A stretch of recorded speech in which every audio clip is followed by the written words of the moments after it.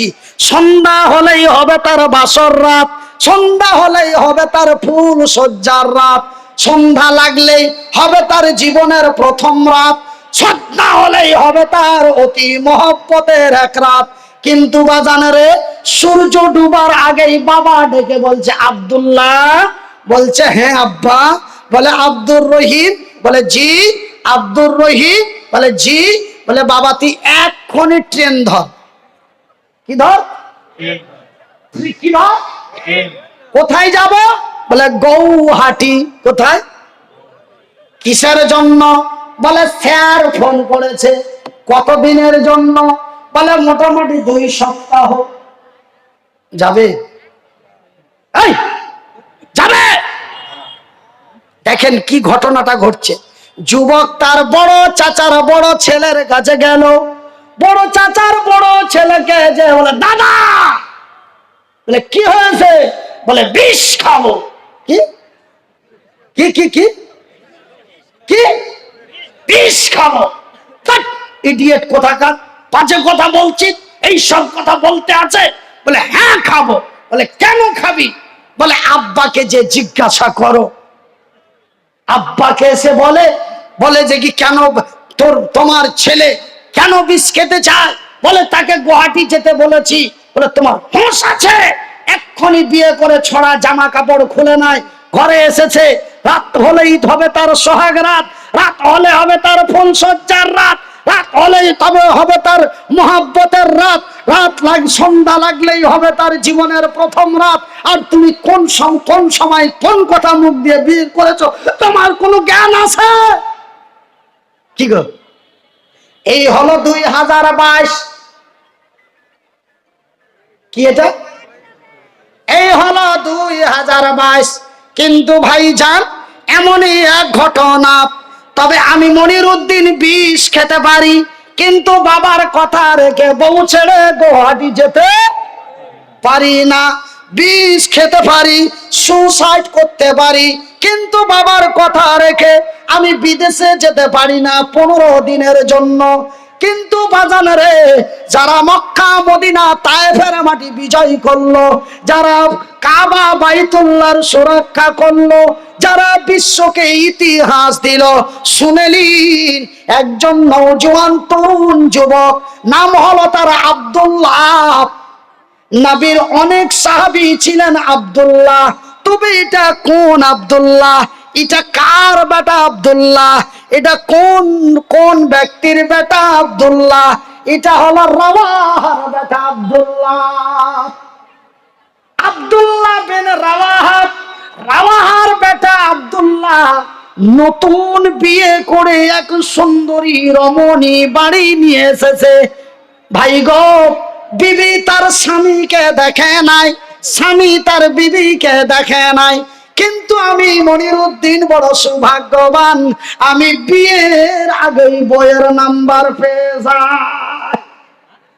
দেখো, হ্যাঁ, ওর বোনাইয়ের সাথে বউ দেখতে গেছে, ওর দাদা ভাইরা বলেছে তুই যা, তুই দেখাই তোর পছন্দটা আমার পছন্দ। এটা অবশ্য জায়েজ আছে। আপনারা তো মনে মনে ভাববেন যে কি তবে কি বিয়ের আগে বউ দেখতে যাওয়াটা জায়েজ নয়? না, জায়েজ আছে। এটাই এটাই প্রথম আছে যে যে যাকে নিয়ে সারা জীবন ব্যবহার করবে তাকেই দেখতে পাঠাও। হ্যাঁ, ছেলে যদি বলে দেয় আব্বা তোমাদের ভালো তো আমার ভালো, সে ছেলে বাবাকে দায়িত্ব দিতে পারে, বাবা তার ছেলেকেও দায়িত্ব দিতে পারে, সেটা দুটোই করা যায়।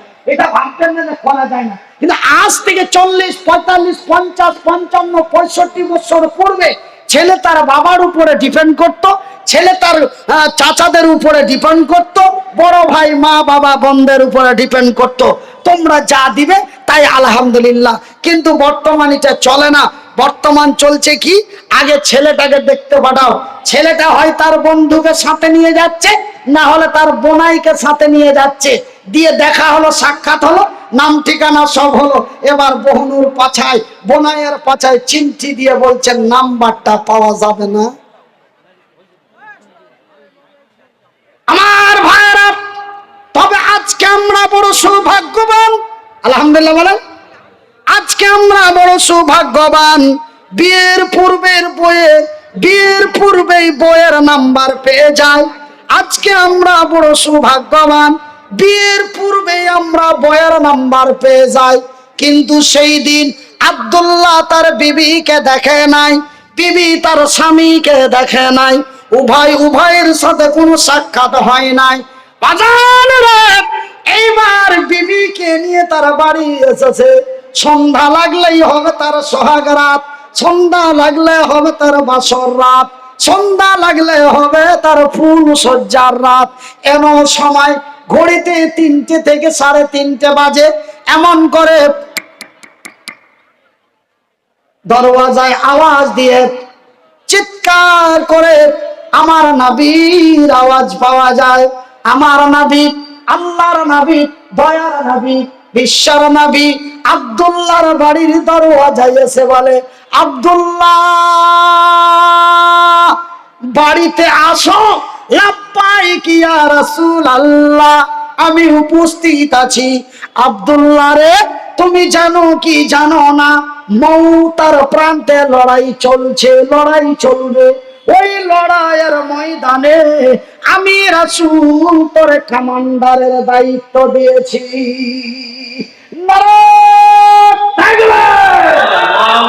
ভাইজান, বন্ধু আমার, আমার দয়ার হাবিব এমনই এক চরিত্রবান ব্যক্তি ছিলেন। তিনি হলেন রাহমাতুল লিল আলামিন। আমার নবীর এত দয়ারে, আমার নবীর এত মায়ারে, সেই দিন আমার নবী, আল্লাহর নবী, কাল কিয়ামতের দিন কঠিনময় হাসরের ময়দানে আমাদের জন্য মাবুদের দরবারে সিজদায় পড়ে থাকবে। সেই নবী এমন এক মহান নবী গো, আমার নবীর দ্বারায় কোন কচি বাচ্চা থেকে নিয়ে বৃদ্ধ পর্যন্ত কোন জাতি ধর্ম কোন ব্যক্তি আমার নবীর দ্বারাই কষ্ট পান নাই। আব্দুল্লাহ বিন রাওয়াহা যদি একটু আস্তে করে আব্দুল্লাহ যদি নবীকে বলতেন, নবী গো আপনি জানেন কি জানেন না, আপনার কাছে খবর আছে কি নাই জানি না, নবী গো আমি আজকে নতুন বিয়ে করে নিয়ে এসেছি, আজকে আমার সোহাগ রাত, এই কথাটা যদি নবীকে বলতেন, আশা করি 100% আমার নবী দ্বিতীয়বারের মতো আব্দুল্লাহকে বলতেন না, বলতেন। কিন্তু দেখুন তারা কি ইতিহাস বিশ্বকে দিল রে, তারা কেন বিজয় হলো। যখনই আমার নবীর কাছ থেকে এমন খবর পেয়ে গেল, ও আব্দুল্লাহ তুমি তাড়াতাড়ি বাড়ি থেকে বেরিয়ে যাও, তোমাকে সেনাপতির দায়িত্ব দেওয়া হয়েছে, তোমাকে কমান্ডারের দায়িত্ব দেওয়া হয়েছে। এই কথা যখন আব্দুল্লাহর কানে চলে গেল, আব্দুল্লাহ বিন রাওয়াহা 1 মিনিট লেট করলেন না, সঙ্গে সঙ্গে হাতে নিলেন তরোয়াল, হাতে নিলেন ঢাল, পিঠে নিলেন ব্যাগ, সরঞ্জাম নিয়ে আল্লাহু আকবার বলে বাড়ি থেকে উল্টো পিঠ দিয়ে বেরিয়ে গেল। যখন বাড়ি থেকে বেরিয়ে গেল, পিছন থেকে বিবি তার ডাক দিয়ে বলে, আব্দুল্লাহ রে, ওগো আমার স্বামী, ওগো আমার স্বামী জান, বিদায় কালে শেষের বেলায় একটু কি দেখা করা যাবে না? আব্দুল্লাহ বিন রাওয়াহা উত্তরের জবাব দিয়ে বলে, না রে বিবি না, আমি তোমার সাথে দেখা করতে পারি না। কেন রে বিবি?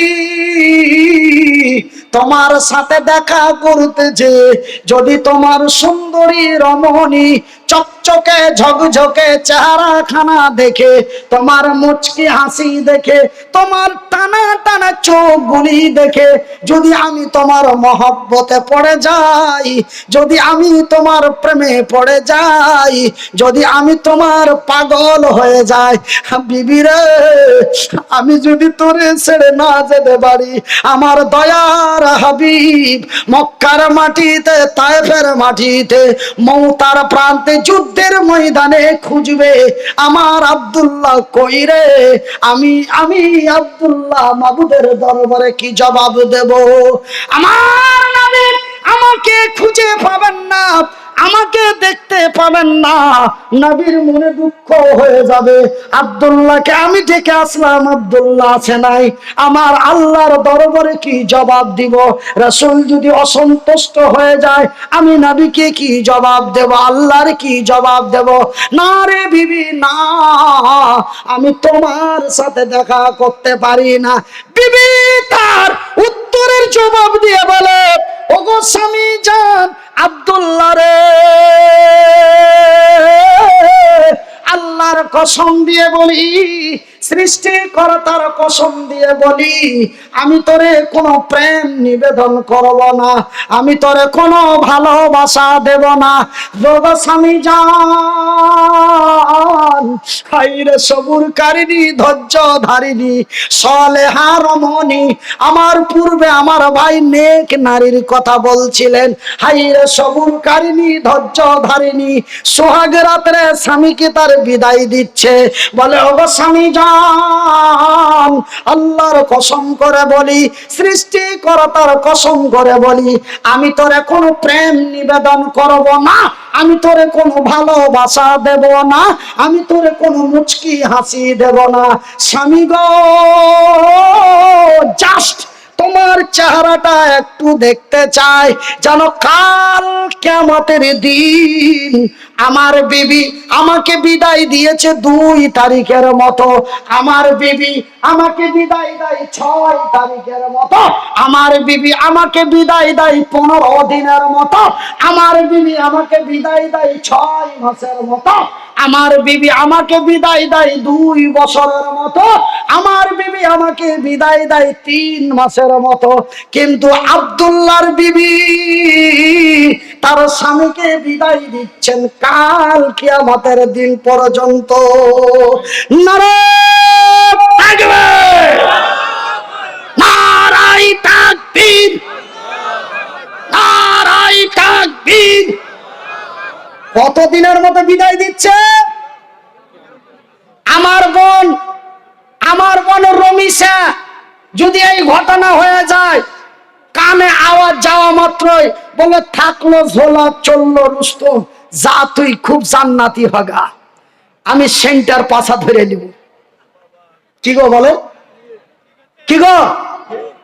এই হলো 2022 সালের, সামান্য 2 বছরের মতো বিদেশে যাচ্ছে তো 4টা-5টা ছেলে এমনি পিছে পিছে ঘুরছে, অনেক বিচার হচ্ছে আমাদের দিকে। তবে নদিয়ায় খুব ভালো, জোরে বলি আলহামদুলিল্লাহ। আপনারা হাসলেন কেন? আপনাদের দিকে এরকম হচ্ছে? স্বামী থেকে বিদেশে মানে 400 অন্য দিয়ে আপনাদের দিকেও? নাউজুবিল্লাহি মিন যালিক। আমি ভাবছিলাম আমাদের মালদা মুর্শিদাবাদে এই ঘটনা, নদিয়াটা হতো আল্লাহ বাঁচিয়ে রেখেছে, এখানেও এই অবস্থা। আস্তাগফিরুল্লাহ, আস্তাগফিরুল্লাহ। মুহাম্মদ তুমি খোদার পিয়ারা, আমিনা মায়ের তুমি নয়নের তারা, নয়নের তারা। মুহাম্মদ তুমি ওগো খোদার পিয়ারা, আমিনা মায়ের তুমি নয়নের তারা, নয়নের তারা। এসেছিলেন তুমি ওগো, এসেছিলেন তুমি ওগো সেই নিশিরাতে, মুখেতে খোদার বাণী, এই মুখেতে খোদার বাণী, কোরআন নিয়ে হাতে। তবু সবু গমনিতে, তবু সবু গমনিতে দিয়েছিলেন পাহারা,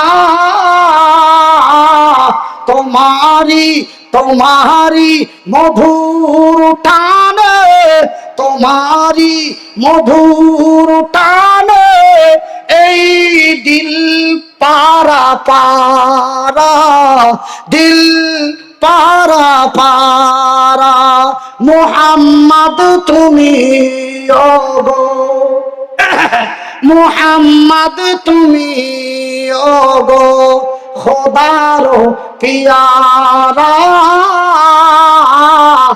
আমিনা মায়ের তুমি নয়নের তারা। তবে আমার ভাইয়ের, আমার বন্ধুরা, তবে সেই একজন সুন্দরী রমণী অল্প বয়সে স্বামীকে জীবনের মতো বিদায় দিয়ে দিল। সেই বড় আনন্দে আনন্দিত, আমি সোহাগ রাত্রের শহীদের বিবি হব। এই হলো তার আনন্দ, এই হলো তার খুশি, এই হলো তার মজা। আমার ভাইয়েরা, আমার শিক্ষিত বুদ্ধিজীবীগণ, আমি মনিরউদ্দিন আপনাদের ভাই, আপনারা যেন আমারই ভাই। হাত দুটি জড়িয়ে বলে যায়, বর্তমান ভারতের পরিস্থিতি ভালো নয়। কল্যাণ যদি হতে চান, তারা বিজয় হলো, তারা বিজয় হলো। তার কারণটা কি রে? তারা জান্নাতের লোভে পড়ে। কেন? আমার আল্লাহ তার রাসূল বলেছেন, কেউ যদি অন্যায়ের প্রতিবাদ করে, মদের বিরুদ্ধে, সুদের বিরুদ্ধে অন্যায়ের প্রতিবাদ করতেছে, যদি কেউ শহীদ হয়ে মারা যায়, আমার নবী বললেন তার রক্তাক্ত অবস্থায় দাফন করা হয় এবং শহীদের দরওয়াজা বিনা হিসাবে আমার আল্লাহর জান্নাত। একটু আস্তে বলুন, একবার সবাই বলুন। পিছনের লোকেরা আপনারা কেন বলছেন জায়গা তোরা পেয়েছি, তোরা বল, আপনারা বলুন আল্লাহু আকবার। আমার ভাইয়েরা, আমার বন্ধুরা, যারা শহীদ হয়ে মারা যায় তাদের বিনা দাফনে গোসল দেওয়া হয়। যারা শহীদ হয়ে মারা যায় তাদেরকে রক্তাক্ত অবস্থায় দাফন করা হয়। আমার আব্বা জানেরা, আমার সোনার চাঁদ, আমার শিক্ষিত বুদ্ধিজীবীগণ, তবে সেই আব্দুল্লাহ বিন রাওয়াহার বৌমা আর আব্দুল্লাহর বউ আর রাওয়াহার বৌমা বড় আনন্দে আনন্দিত যে আমি সোহাগ রাত্রের জান্নাতি পুরুষের বিবি হয়ে আমি দুনিয়াতে পরিচয় দিতে পারলাম। আমি দুঃখে দুঃখিত নয়, কিন্তু স্বামী গো, একটু তোমার চেহারাটা দেখতে চাই, যেন কাল কিয়ামতের দিন কঠিনময় হাসরের ময়দানে আমি তোরে দেখে চিনতে পারি, এটা আমার সোহাগ রাত্রের স্বামী আমার আব্দুল্লাহ। এই জন্যই তোর একটু চেহারাটা দেখতে চাই। একবার জোরে বলি আল্লাহু আকবার, আল্লাহু আকবার।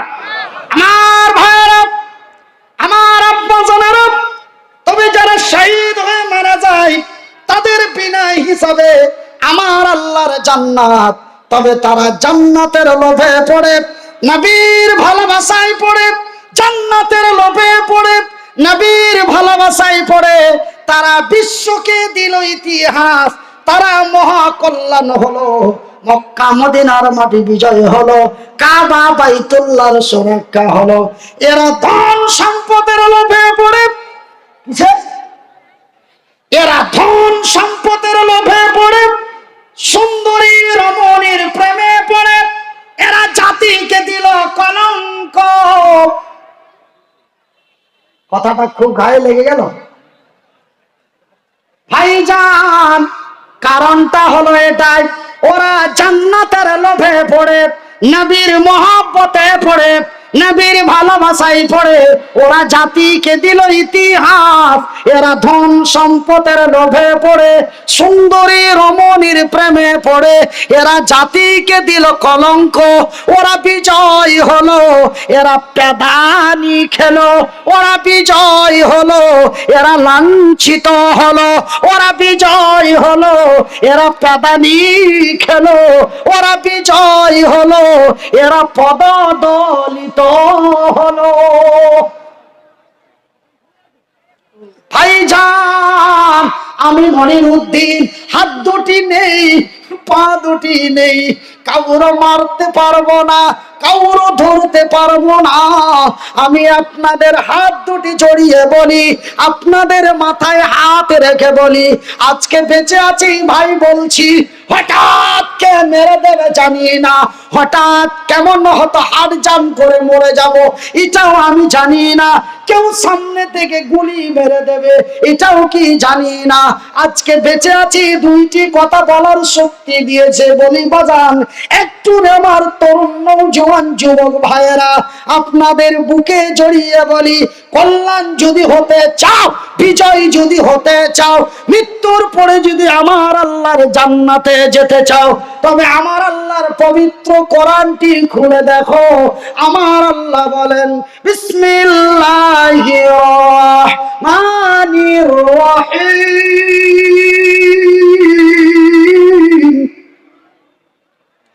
ইয়া আইয়ুহাল্লাযীনা আমানু দুখুলু ফিস-সিলমি কাফা ওয়া লা তাত্তাবিউ খুতুওয়াতিশ শাইতান ইন্নাহুম লাকুম আদুউম মুবিন। এই মানওয়ালো, এই মানওয়ালো রে বিশ্বাসী গণেরা, যারা আমাকে এক আল্লাহ লা শারীকা লাহু বলে বিশ্বাস করেছো, যারা আমার নবীকে নবী বলে স্বীকার করেছো, রে বিশ্বের বিশ্বাসী গণেরা, তোমরা তোমাদের ঈমানটা মজবুত করো, তোমরা পুরোপুরি ইসলামের মধ্যে দাখিল হয়ে যাও। কেন জানো রে চোপড়া থানার লোকেরা, কেন জানো রে নদিয়া জেলার লোকেরা, শয়তান তোমাদের প্রকাশ্য দুশমন, শয়তান তোমাদের প্রকাশ্য শত্রু। খবরদার মদখোরের সাথে হাত মিলায় না, খবরদার মদখোরকে আশ্রয় দিও না। ভাই গো, আপনারা বলবেন শয়তান কেমন? ওই যে আপনার বাড়ির পাশে চতুর্দিকে আজান হচ্ছে, আর আপনার বাড়ির এক প্রতিবেশী মদ খেয়ে মাতলামি করছে, ওটাই হলো শয়তান। তার আকৃতিটা এমন রে আমার ভাইয়ের, আমার বন্ধুরা, আমার আব্বা জানেরা, আমার আল্লাহ বলেন তোমরা শয়তান থেকে দূরে সরে যাও। শয়তান তোমাদের প্রকাশ্য দুশমন। এই শয়তান যেই কোনো মুহূর্তে তোমাদেরকে সত্যের জায়গা থেকে অসত্যের জায়গায় পৌঁছে দেবে। এই শয়তান জান্নাতের ভিতর থেকে বার করে তোমাদের জাহান্নামে যাওয়ার রাস্তা তৈরি করে দেবে। সেহেতু আমি আল্লাহ তোমাদের বলি, তোমরা শয়তান থেকে দূরে সরে যাও, সুদের খাতা থেকে নামটা কেটে দাও, মদের বোতলগুলি ভেঙে দাও, অন্যায়ের প্রতিবাদ করে সত্যর পতাকা হাতে নাও। আমি আল্লাহ তোমাদেরই কল্যাণ করব, আমি আল্লাহ তোমাদের বিজয় করব। ভাইজান বন্ধুরে, আমার আব্বা জান সমাচানেরা, আমার শিক্ষিত বন্ধুরা, আপনারা বলবেন মনিরউদ্দিন ভাই, আপনি যেইভাবে বক্তব্য দিচ্ছেন, আপনি যেইভাবে আলোচনা করেছেন, এখন বর্তমান দেশের যে অবস্থা, এখন বর্তমান দেশের যা পরিস্থিতি, আমাদের মারামারি করতে হবে। আমরা যদি মারামারি করতে যাই, মারাত্মক কথাটা শুনলেন, আপনি যে আলোচনা করেছেন, আপনি যেই বক্তব্য দিচ্ছেন, এই বক্তব্য অনুযায়ী আমাদের লড়াই করতে হবে। কেন লড়াইয়ের সময় এসে গেছে। এত অন্যায়, এত অত্যাচার, এত অবিচার, একটা মাদ্রাসা খোলার পারমিশন পেতে খুব বড় কষ্ট হয়, কিন্তু একটা মদের দোকান খুললে লাইসেন্সটা খুব তাড়াতাড়ি হয়ে যায়। ভাইজান, আজকে বর্তমান যে পরিস্থিতি, আজকে বর্তমান যে অবস্থা, আজকে মনিরউদ্দিন হাত দুটো নেই, পা দুটি নেই, বুকে আছে কোরআন, মুখে আছে বায়ান, মাথায় আছে জ্ঞান। দুটো কথা আপনাদের বলতে পারি, এই জন্য আজকে সুখের সংসার করে খায়। কিন্তু বাজানে ভারতের মাটিতে এই গরিবের কেউ নাই। যদি মানুষের দ্বারে দ্বারে ভিক্ষা করে 14টি বৎসর লেখাপড়া না করাতো, বাজানের কুত্তার মর্যাদা থাকতো না। আমাদের অঞ্চলে, আমাদের থানায় মেম্বার ইন্দ্রাবসন পেয়েছে, প্রধান 4 খানা ইন্দ্রাবসন আছে, কিন্তু মনিরুদ্দিনের খাতায় নাম নাই। বলে হুজুরের অনেক টাকা, রাত গেলেই 30,000 পায়, রাত গেলেই 20,000 পায়। ও যদি বেশি ফাজলাম করে, ওর নামে ইনকাম ট্যাক্স বসিয়ে দাও। কিন্তু আমি বলি, আমি নয়তো 30-25 পাই, কিন্তু আমার গ্রামে, আমার এলাকায়, আমার চাইতো নিরীহ পাড়া পড়ে আছে রে, তারা কেন পায় না? এর প্রতিবাদ করবেন কি করবেন না? কথা বলুন না কেন?